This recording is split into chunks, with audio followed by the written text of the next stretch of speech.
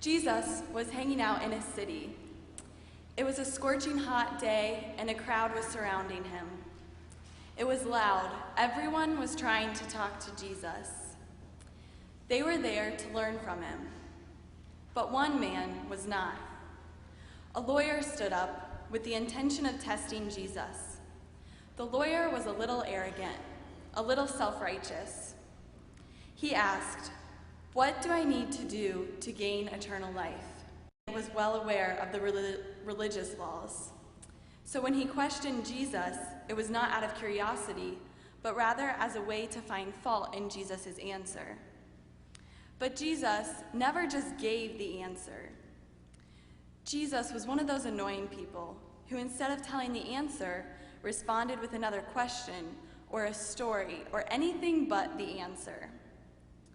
So, doing just that, Jesus asked the lawyer, making it his job to find the answer.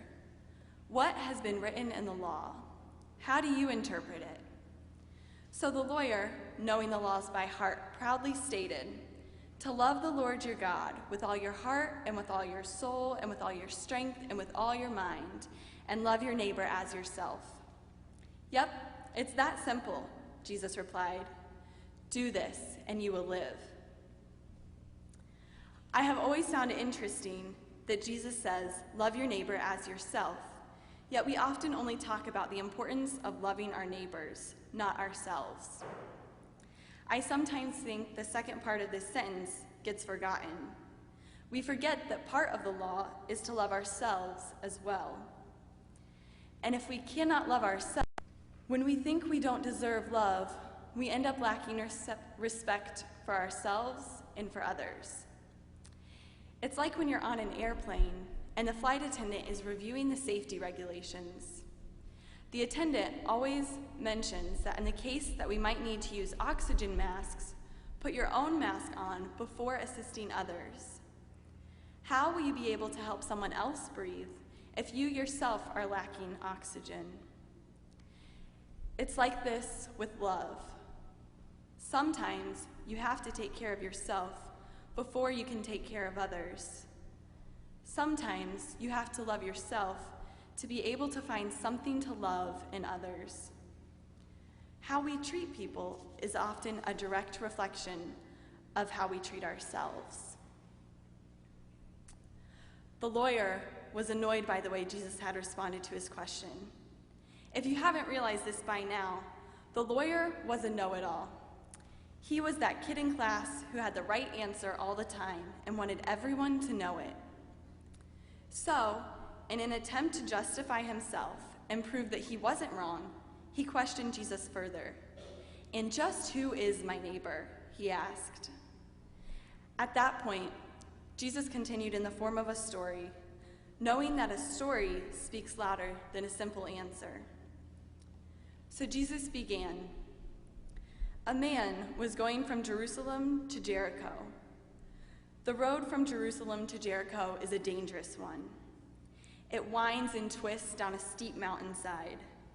Not only is it dangerous because of its physical layout, but also because of the robbers and thieves that lurk in and around it. Traveling alone was the man's first mistake.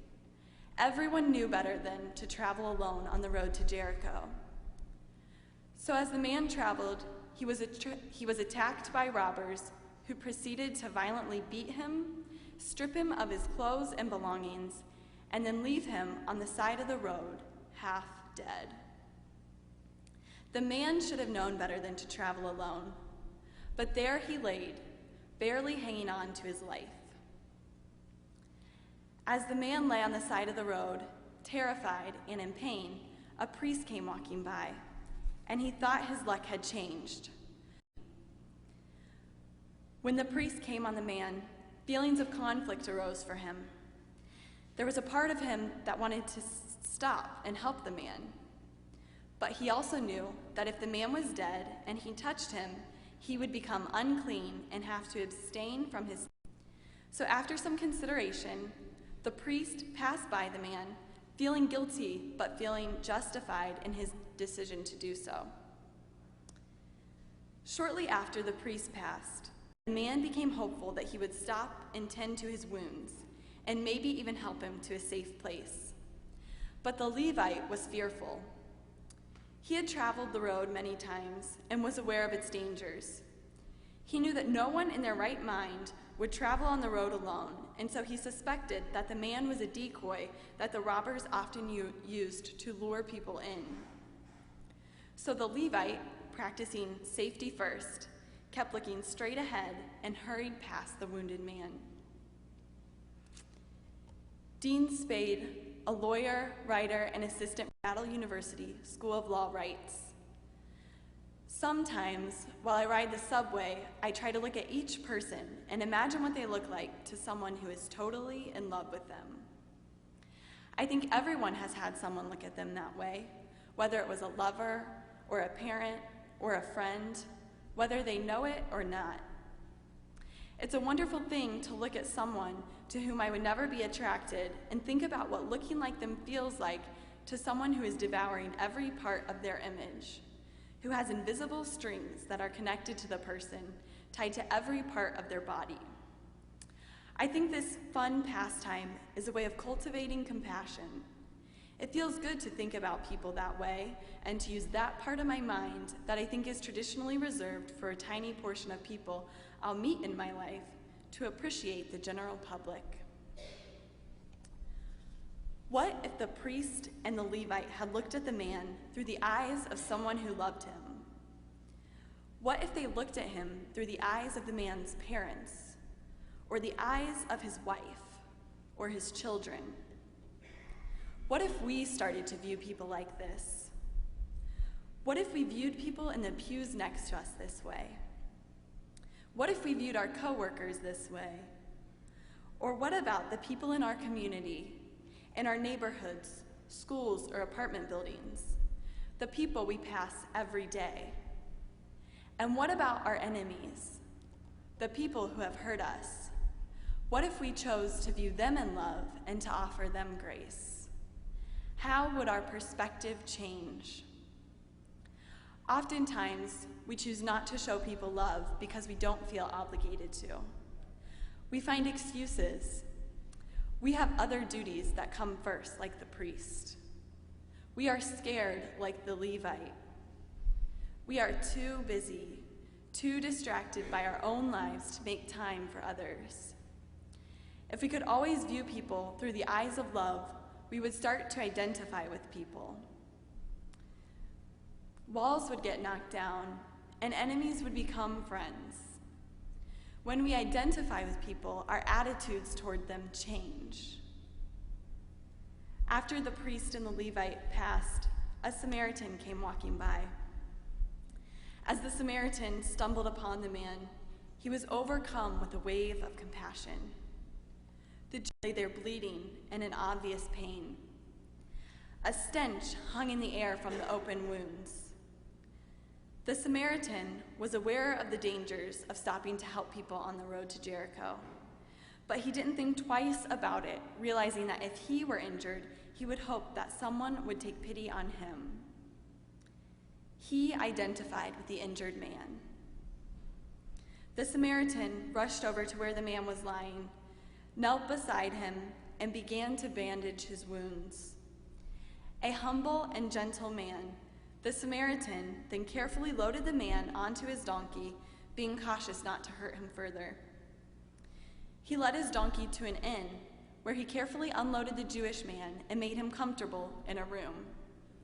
He then went to the innkeeper, exhausted and weary after a long day of travel, and paid for the stranger's room, safe and comfortable, with the promise that he would repay any extra expenses when he returned in the morning.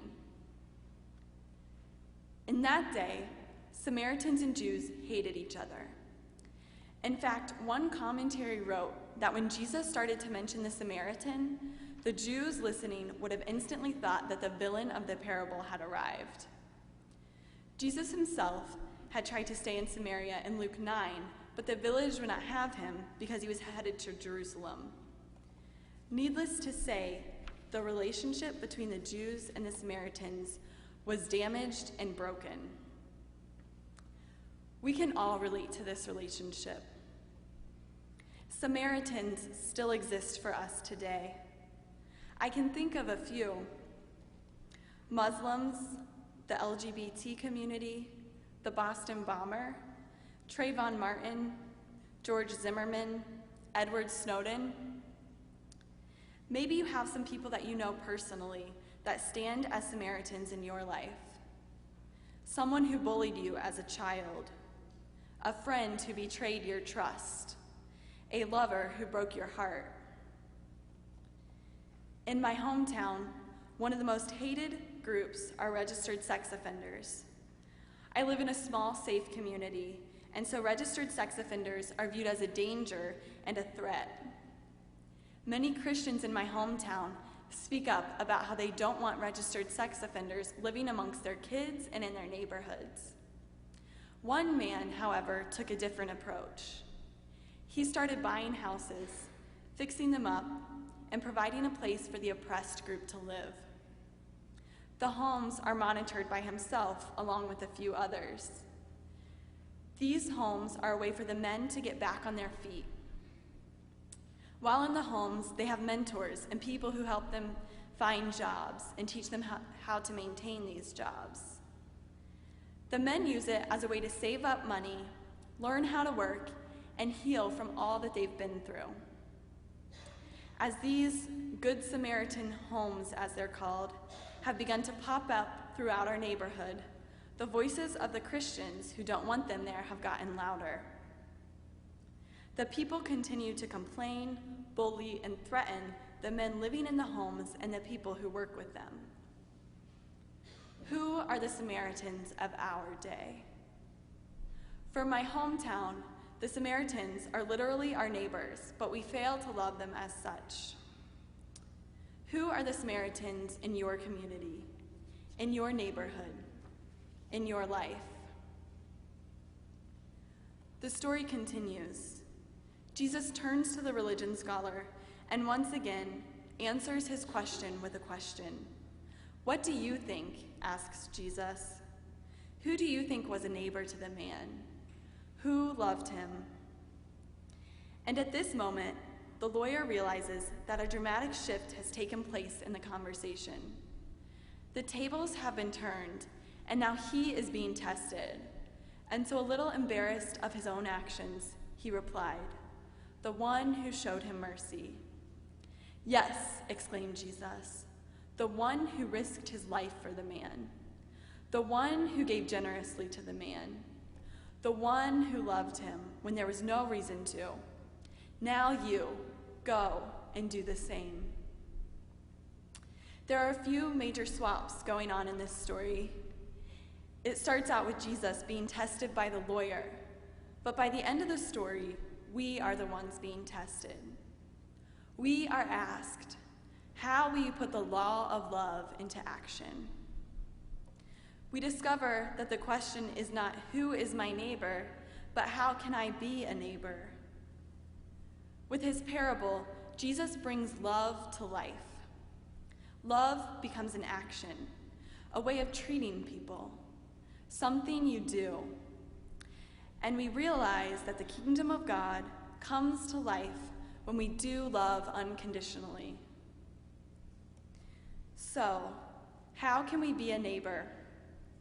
We become neighbors when we imitate the Samaritan, when we start doing love unconditionally. The Samaritan expressed love to the people he hated most. He was a neighbor. May we go and do the same.